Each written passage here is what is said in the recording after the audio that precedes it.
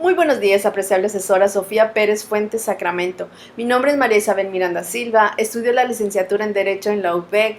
Mi matrícula es 220-32-554. Le presento mi reto 2, la jurisprudencia, del módulo de juicio de amparo 1. Las respuestas que voy a dar se refieren a 3 casos de jurisprudencia. Caso 1. Facultad de atracción. La Suprema Corte de Justicia de la Nación puede ejercerla a efecto de integrar jurisprudencia sobre un problema que implica el análisis de diversos preceptos constitucionales y legales. Caso 2. Sistema de justicia penal acusatorio oral contra el auto que ordena la citación del investigado a la audiencia inicial. Es improcedente el juicio de amparo indirecto. Interrupción de una jurisprudencia. Caso 3.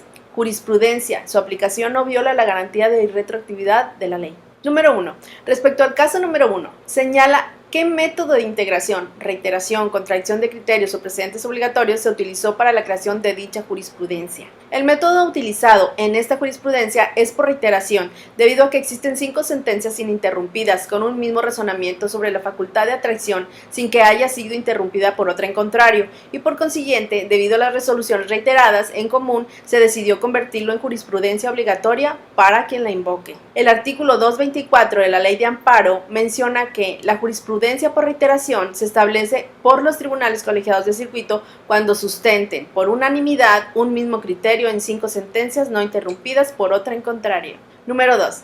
Respecto al caso número 2, identifica cuáles son los razonamientos para que la jurisprudencia 1A/J93/2013 de la décima época fuera sustituida por la jurisprudencia 1A/J78/2018 de la décima época, emitida por la primera sala de la Suprema Corte de Justicia de la Nación. Esta jurisprudencia fue establecida para resolver la contradicción de tesis 97/2013, ahora contradicción de criterios, que derivó en la jurisprudencia 1AJ93/2013 décima época, en la que el séptimo tribunal colegiado en materia penal del primer circuito sustentaba que la orden de citación al investigado a la audiencia de formulación de imputación con apercibimiento de aprehensión en caso de no comparecer transgredía el derecho a la libertad deambulatoria, afectando indirectamente la libertad personal de la persona investigada, y el emitido por el tercer tribunal colegiado del 27º circuito consideraba improcedente el juicio de amparo indirecto contra la citación a la audiencia inicial, que no incide en la esfera jurídica de la persona investigada. La primera sala interrumpió el primer criterio jurisprudencial debido a que la regulación de la citación a esa audiencia en las legislaciones locales mencionadas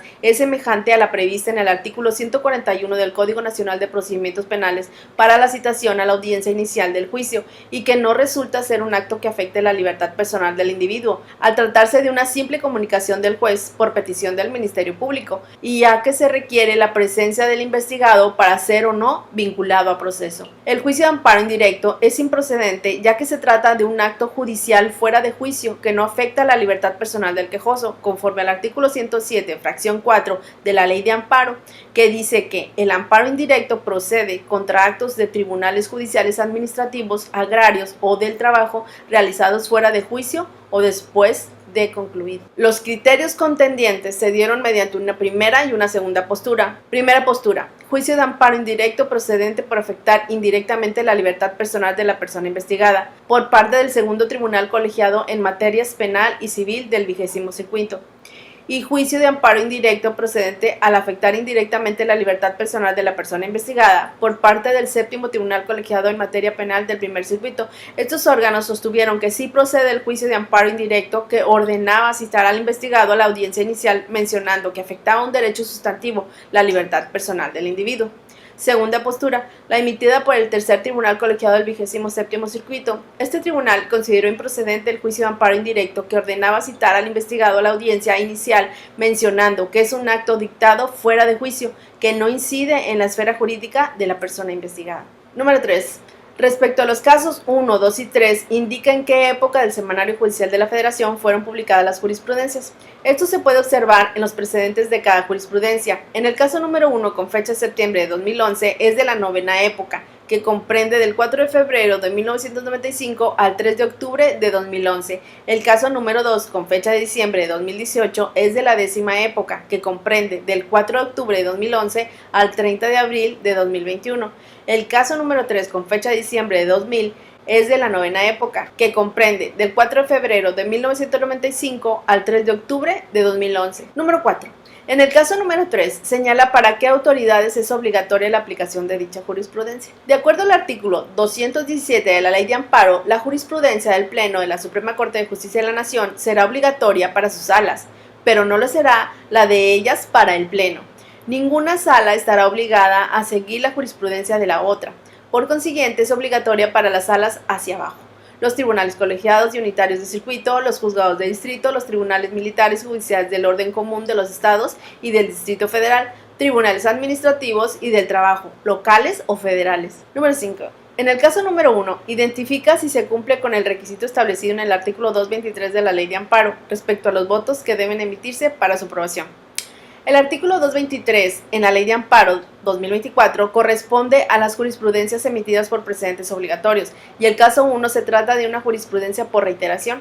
El artículo que corresponde a las jurisprudencias por reiteración es el 224, y haciendo el análisis con ese artículo puedo decir que sí cumple con dichos requisitos, ya que en este artículo se menciona que la jurisprudencia por reiteración se establece por los tribunales colegiados de circuito cuando sustenten por unanimidad un mismo criterio en 5 sentencias no interrumpidas por otra en contrario.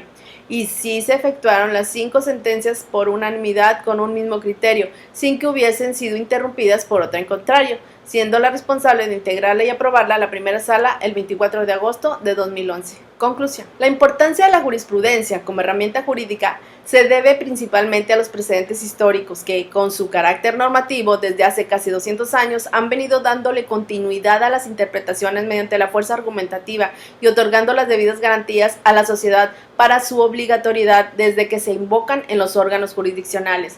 También ha sido muy necesaria la jurisprudencia para otorgar certeza jurídica al momento de resolver las contradicciones en las sentencias dictadas ante la gran diversidad de criterios en los asuntos donde existen lagunas o vicios legales, ayudando a complementar las normativas vigentes y acercándolas más a las personas. La jurisprudencia en el derecho mexicano como interpretación de la ley es muy importante en todas las ramas debido a su fuerza vinculante en su aplicación, que en casos de conflicto se hayan resuelto a través de la historia, reiteradas sentencias o que se hayan emitido dependiendo de la mayoría de votos. Estos criterios de aplicación pueden ser impuestos con contenidos obligatorios, según Silva 2013, no solo para las partes de un juicio de amparo, sino también para otros órganos del Poder Judicial y tribunales administrativos. También se puede determinar su vigencia, ampliarse o reducirse, o incluso excluir o regular los objetivos en común que existan en cada una de ellas. Muchas gracias.